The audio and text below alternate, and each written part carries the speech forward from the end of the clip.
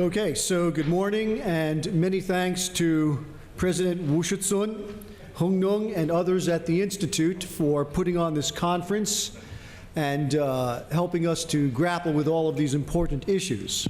I think it's fair to say that the discussion we've had so far this morning has been terrific, with esteemed colleagues taking on critical and sometimes difficult issues in the bilateral relationship, but in the spirit of friendship and collegiality. Now, I increasingly view the U.S.-China relationship as being comprised as a tangled and messy web of issues. And some of these issues impel Beijing and Washington to cooperate in common cause because it is in our respective national interest to do so, or because the common good clearly demands it. Yet, as we also know, there are another series of issues between our two countries that remain contentious, where agreement is difficult to come by, and over which various degrees of mutual distrust exists. And to a certain extent, the topic of this next panel, cyber issues, sits on both sides of that divide.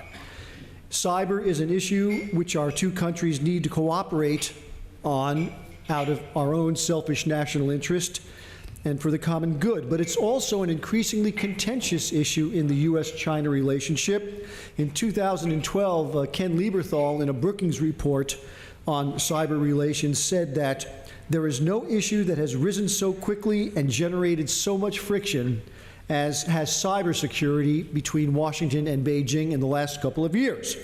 Indeed, the contentious issues or contentious dimensions of the issue has risen to the point where cyber is now a standard issue to be talked about between our leaders, between President Xi Jinping and President Obama as recently as February 2015 in a telephone conversation, between our ministers of defense. We talk about cyber between our economic officials. We talk about it with our military officials, Homeland Security, and law enforcement. It came up when Secretary of Homeland Security Jay Johnson was in Beijing just a couple of weeks ago. And it's also playing out between our respective business communities, and therefore it is affecting one of the traditional pillars, core pillars, of the U.S.-China bilateral relationship. And that should make us both very nervous. So this morning, we are fortunate to have with us 4 truly distinguished panelists and discussants who will provide their thoughts on and views. And now you can see their full biographies in the program pamphlet, but let me just introduce them. Tony Rutkowski, Distinguished Senior Research Fellow at the Georgia Institute of Technology. He brings to this panel a remarkable blending of experiences and expertise both as an engineer and a lawyer. He's engaged in the technical dimensions of information technologies as well as the political and cross-cultural dimensions of this as a former U.S. official dealing with the Chinese government on this very issue. So thanks for being here today. Next, one of my longtime and greatly respected interlocutors at the PLA National Defense University, Senior Colonel and Dr. Ouyang Wei, who is currently the director of the PLA NDU's Center for Mobilization Studies and its new strategy lab, National Strategy Lab, I think you mentioned. He's a scholar and analyst who writes and publishes on a wide range of regional, political, military, and security affairs. He writes and has written on PLA and foreign military doctrinal affairs, as well as non-traditional security. So we have a terrific opportunity this morning to hear one of the PLA's top scholars and analysts provide his personal views on this particular topic. Last formal presenter will be Franz Gadi, currently a senior fellow at the East-West Institute, as well as an associate editor at the e-journal, The Diplomat, which I think is probably widely read amongst the people participating here today. He's had a series of diverse and remarkable experiences, really. He's been an analyst at the U.S.'s National Defense University. He's been part of a congressionally funded project looking at national security reform here in the U.S. At one point, he was embedded with the United States Army in Afghanistan, and he's worked on cybersecurity issues as a fellow at EWI. So we look forward to hearing his views. And last but certainly not least, as our discussant, our distinguished discussant, we have Professor David Fiedler, who is visiting fellow for cybersecurity at the Council of Foreign Relations. He is the James Lewis Kalamatis Professor of Law and Senior Fellow with the Center for Applied Cybersecurity Research at Indiana University. And so we have a pretty good panel here to deal with this today. Now, we went a little bit over last time, and we gave you a little bit more of a break. So I'm going to impose a strict discipline, the discipline of the watch. I've got a watch, and I know how to use it, all right? So I'm going to give each of our panelists their 15 minutes. We'll have a discussant do his 10 minutes, right? You can make it less if you like, but you'll get yours. And then we'll still have our question and answer and probably end at 12:20. So with those opening comments, let's go ahead and invite our first speaker to come to the podium.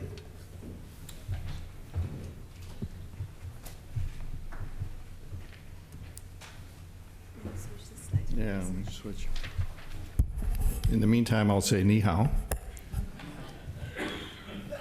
And also at the outset, issue a caveat. As it turns out, I'm actually formally on a U.S. delegation dealing with this subject in Geneva at one of the intergovernmental organizations right now, although I'm obviously not there. So my views here are my own personal views, having dealt with this subject for the last 40 years. We can talk about that further. With Georgia Tech affiliation, my current involvement is as a rapporteur, which is an international term for leader of a whole bunch of cybersecurity deliverables and a whole bunch of intergovernmental and international organizations. So my first observation, at least as to the history, is that the cooperation between China and the U.S. On these matters has existed since at least the early 1980s. Certainly, when I was at the Federal Communications Commission at the time and on a lot of U.S. delegations, there was constant, close cooperative relationships with our China counterparts. But obviously, it's not the 1980s. It's a very complicated ecosystem that we have today. And the venues are extensive and complex. And I would say the cyber stuff there's a lot of cyber hype that is sort of engendered by the complexity. This is actually ITSI stands for European Telecommunications Standards Institute. So there's actually a cybersecurity group there. And I'm responsible for several deliverables, and it's one of the many venues that I participate in. And incidentally, it's one that China participates in. Huawei is there, and the MIT is there, and it's sort of growing. And it's and this is actually what's known as the ecosystem diagram for how ITSI, or Europe, if you will, looks out at all the various venues for dealing with cybersecurity.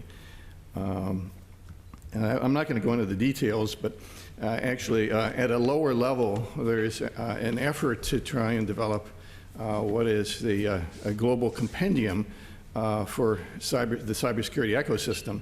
And there's an actual subsection dealing with what we've been able to try and divine as China's cybersecurity ecosystem.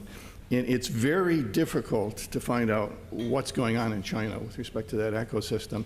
And certainly that's one of my recommendations at the end as part of the ongoing dialogue and the opportunities is understanding that ecosystem much better.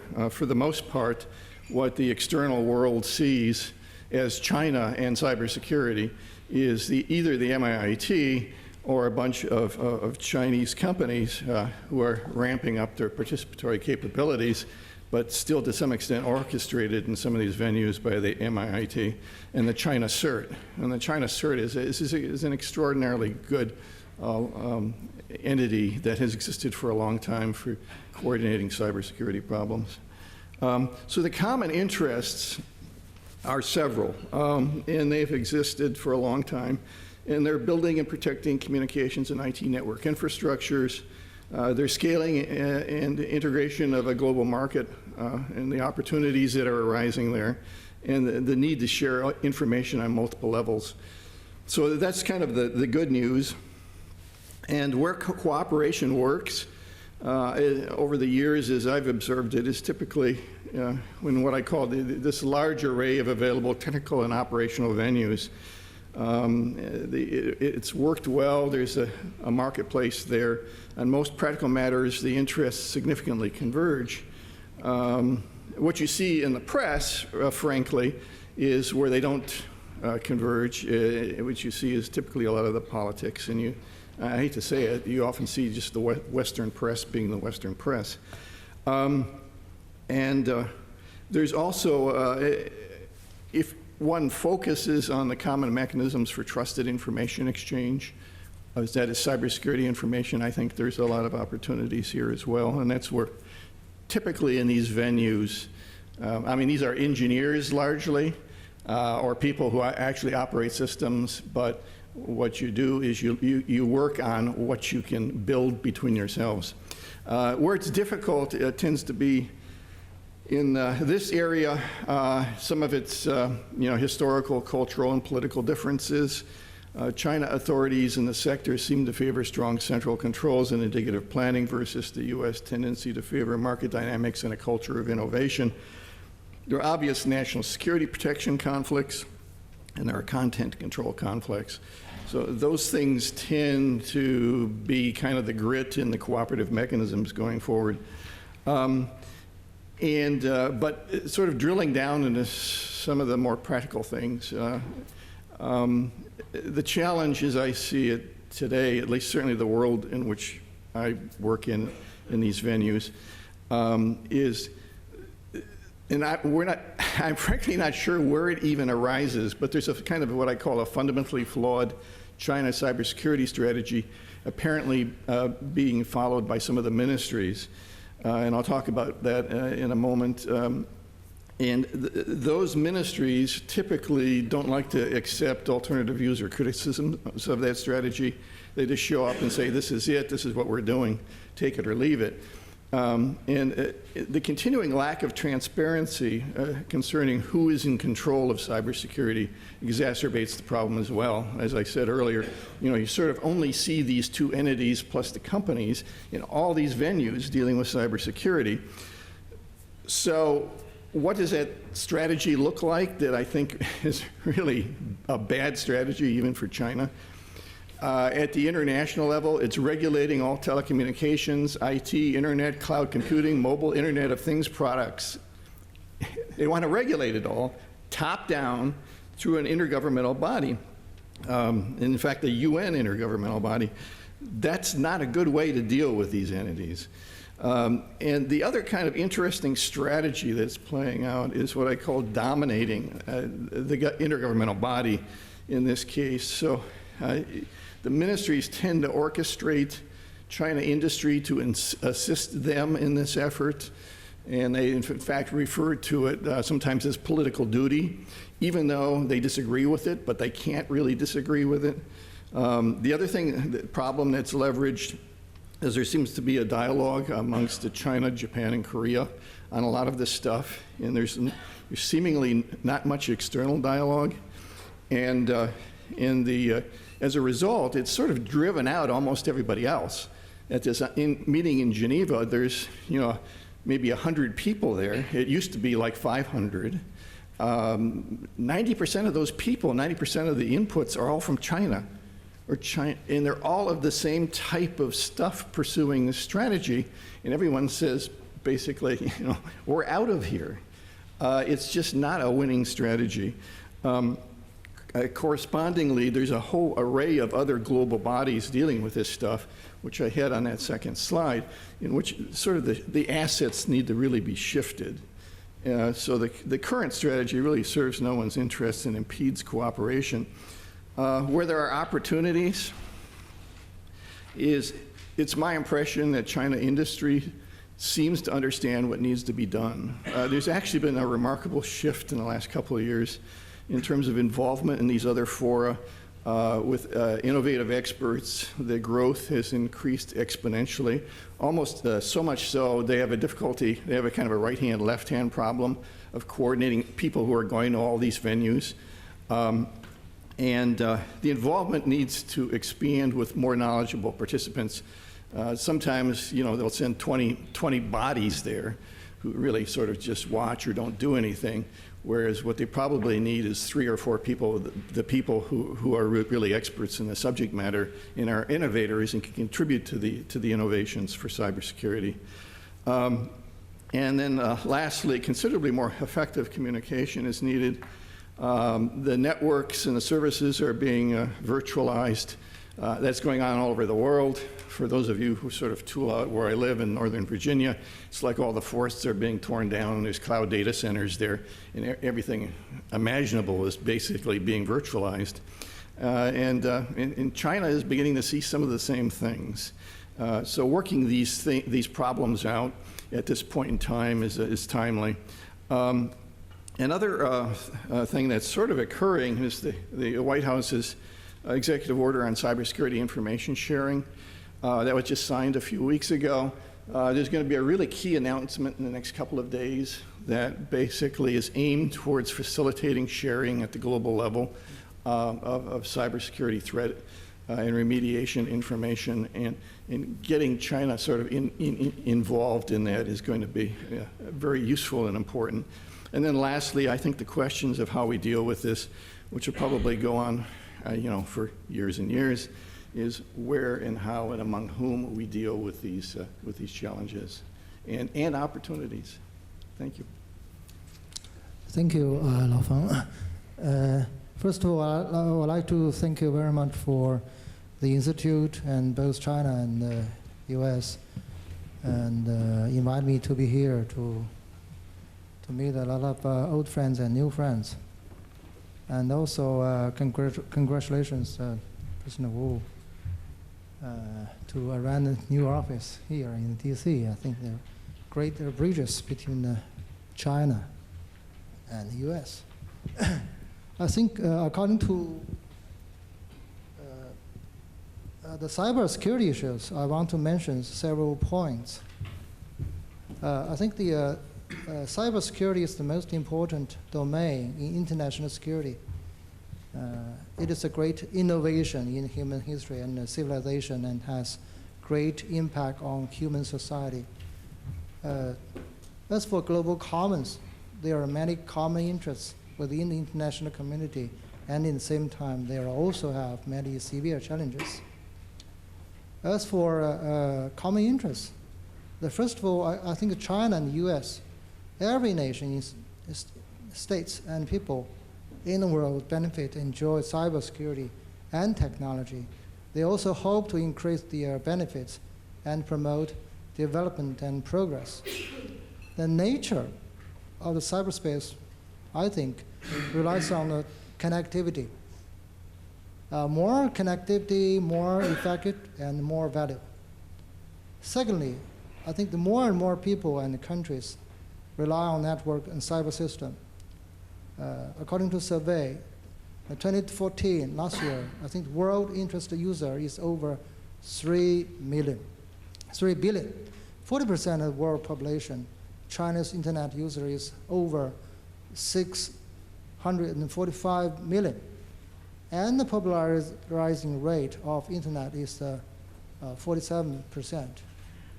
Thirdly, I think that every country and people, including China and US, needed normal security, continuity, and stability of the cyberspace. Interdependence between US and China and the other countries is increasing. Fourthly, I think that we are all confronted with the security challenges from cybercrime and non-state actors. What about the challenges? In generally, the motivation of the cyber threat is coming from 4 parts, actually. Try to get economic profit. Ideal of the network freedom. I think that different parts, the nation state's political intention, we cannot ignore them. And cyber terrorism. On the other hand, cybersecurity issues also coming from internal problem. It can refer to a fragile network, such as a lack of policy, regulation, capability, weakness of culture, way of thinking, and hard to catch up with fast development of cyberspace. Cyberspace reflects the reality. I think the reality is of a real world. Any kind of a problem from the real world can be reflected by the cyber world. I think that currently, cybersecurity threat is going to urgent and complex. First of all, diversification of the cyber threats are repeatability of the cyber attack rooted by widespread use of network, making more difficulties to find who the real threat is and where are they coming from. It's difficult to define them from a sovereign state or non-state actors because of the interweaving of the state and non-state actors.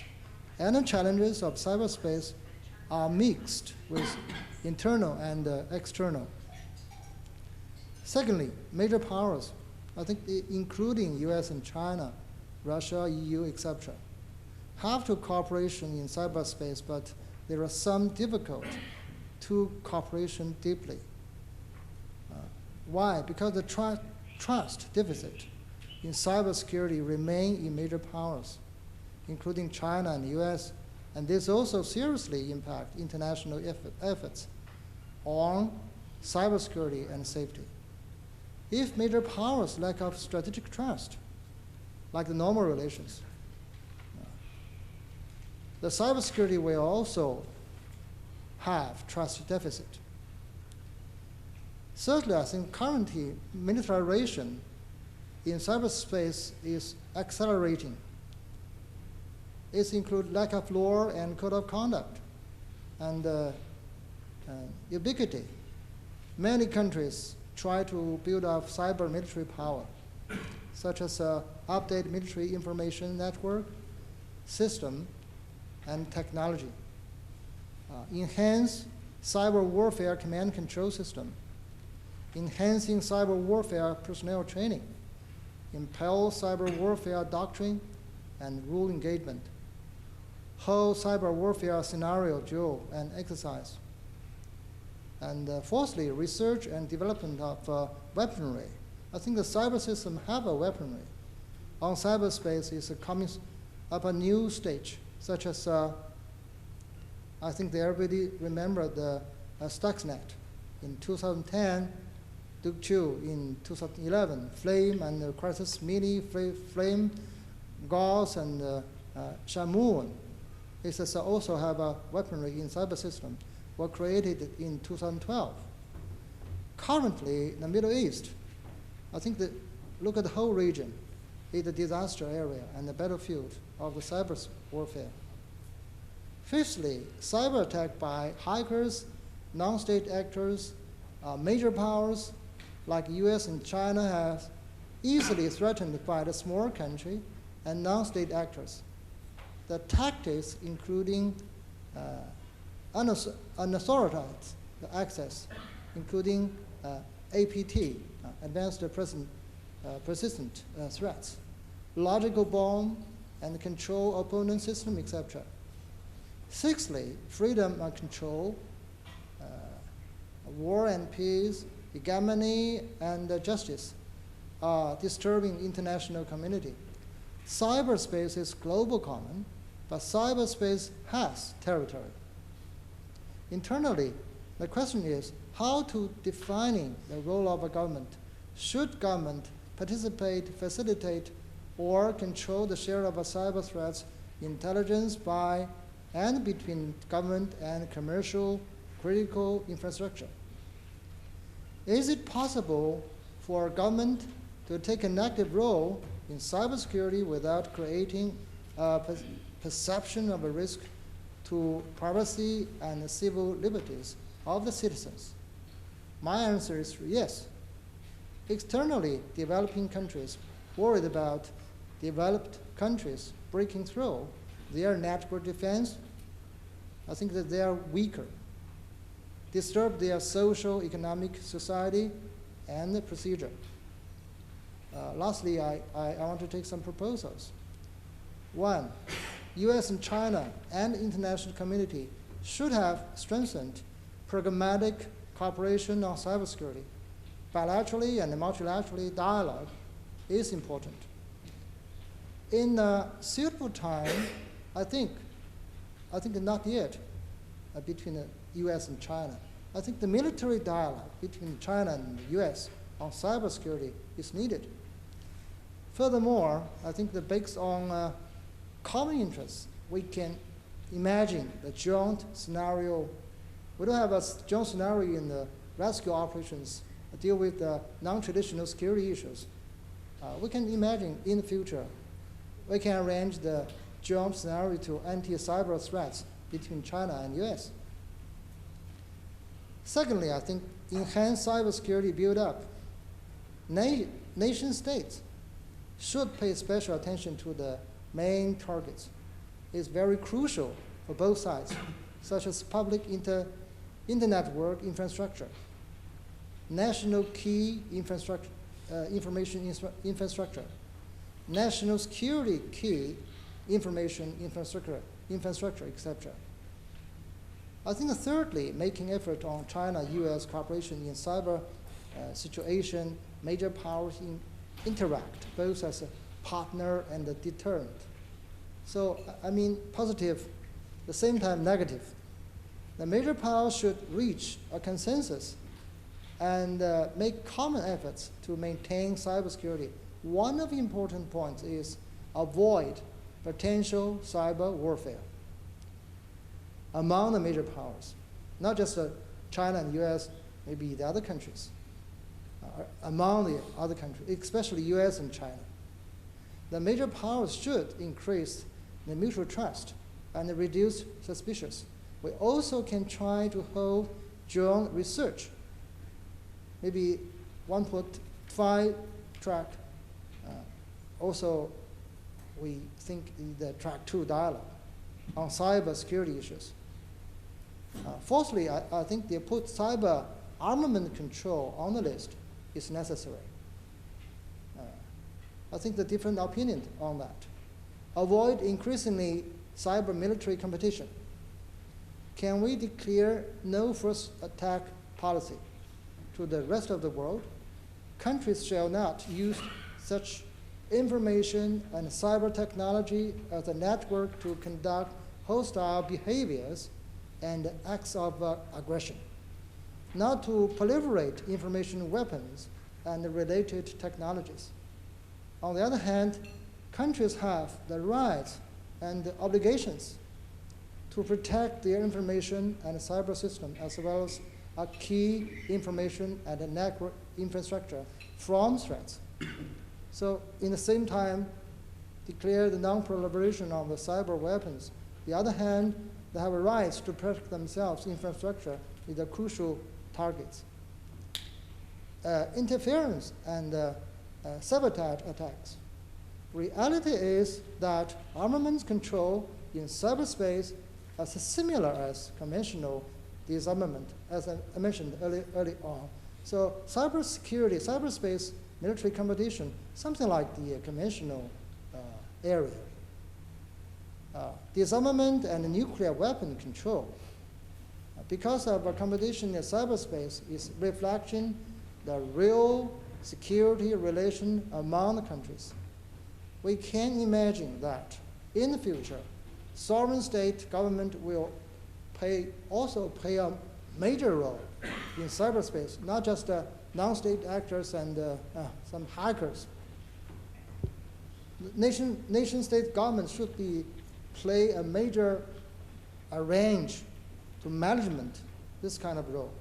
But the difficulty is that how to deal with the challenge coming from amount of non-state actors and individual hackers. I think that lastly, making effort or on build up a code of conduct, just we're talking about these issues in the maritime issues. For information security, build up international legal system on cyberspace. One of them had been proposed by China and the other countries for the United Nations in 2011, which is called upon to reach consensus on the international norms and the rules and standardizing the behaviors of countries concerning information cyberspace. The common challenges in the spheres of information security should be dealt with through international cooperation and in a spirit of a mutual respect. China and the US also need to issue a policy of cooperation which would cover the political, military, economy, social, cultural, technical, and other aspects, making effort to maintaining peace and stability in cyberspace. Thank you. Thank you, Thank you.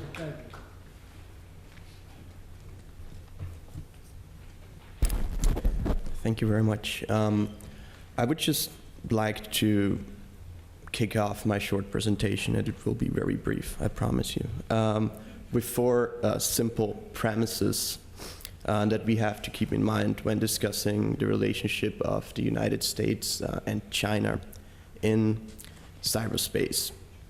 I think first, we have to understand that ever since the Snowden revelations, cooperation between the United States and China has suffered a severe blow. We have to separate between the pre- and post-Snowden level of cooperation on cybersecurity between the two countries. Two, Stuxnet, which the senior colonel has mentioned already in his presentation, has accelerated the militarization of cyberspace. That is a fact. Three, I don't think that any country will ever give up its cyber espionage activities. It's sort of like the Mozart opera, Così fan tutti, thus do they all. Four, countries will continue to exercise plausible deniability, even if we improve attribution, which is very likely. Now, various US initiatives in the past couple of years were intended to signal China that the United States, aware of its technological superiority in cyberspace, is willing to accommodate concerns and is willing to engage in a more open exchange about means to reduce tension between Beijing and Washington.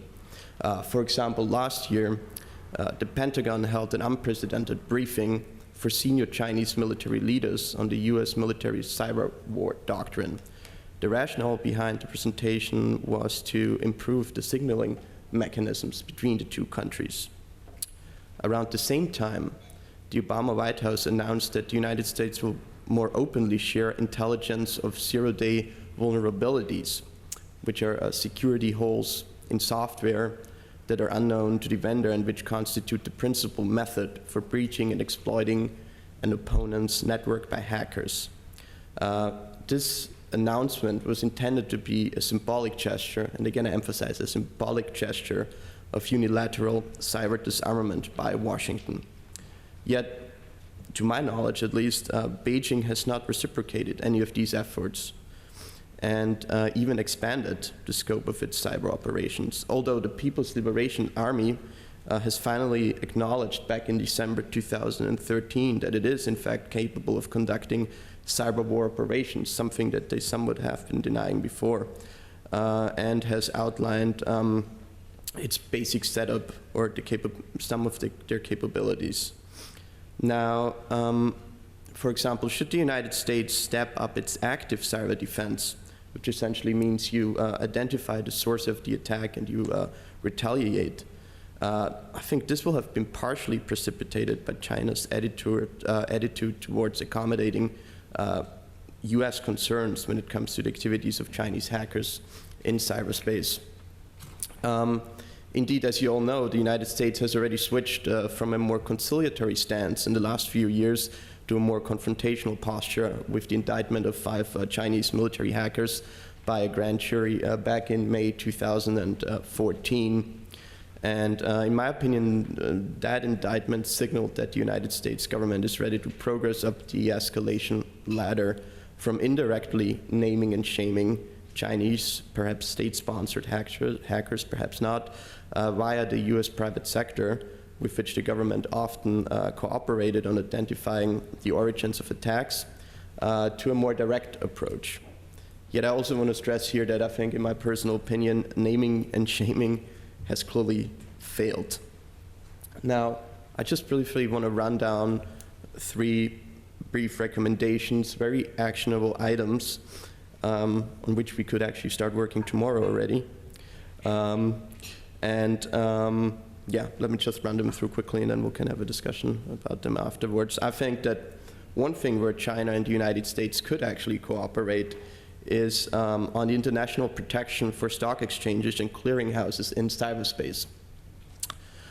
States should commit by treaty to the absolute protection in cyberspace of designated exchanges and clearinghouses in the same way as they now commit to the absolute protection of diplomats as international protected persons and embassies as internationally protected premises. For example, a China-US working group could look at the 1977 Convention on Crimes against internationally protected persons and use it as a framework for a convention on internationally protected facilities. Of course, this will be a tricky thing to sell to the private sector. Government intervention, especially in the financial sector, is a touchy political subject. Yet the risks in cyberspace are ever increasing and time for voluntary best practices may have run out. With regard to the United States and China jointly working on such a sensitive issue, there's surprisingly a precedent from back from 2010.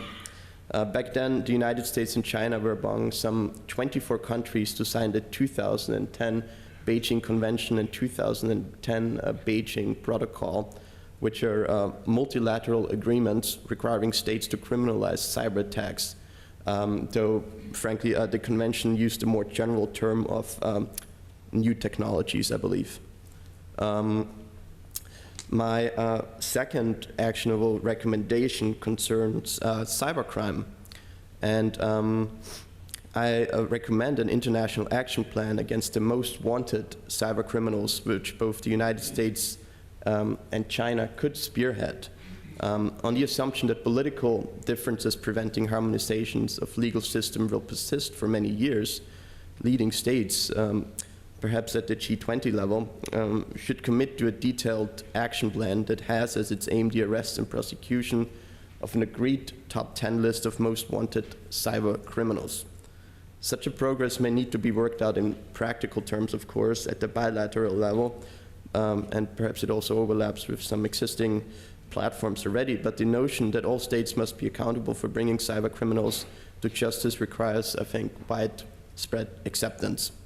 Also, in the light of the conclusion of the United Nations group of government experts on cybersecurity back in 2013, which concluded that international law, and in particular the United Nations Charter, is applicable to cyberspace. China was part of this working group and signed off on the report's conclusions and recommendations. This is, of course, not a new commitment and merely reflects pre-existing legal realities. However, it reinforced that the United States and China are technically responsible for preventing use of its territory for aggression or sabotage against other states. Now, and this is, has been partially mentioned already by the senior colonel here when he said that the interdependence between China and the United States is ever increasing, and I've heard that many, many times before during talks and discussions. And I think one public study that may be worthwhile pursuing between the two countries, perhaps at a track 2 level, is to consciously lay out the joint vulnerabilities of both the United States and China to cyber attacks. One way how to begin would be like essentially a joint public study on the interdependence of the respective critical information infrastructure.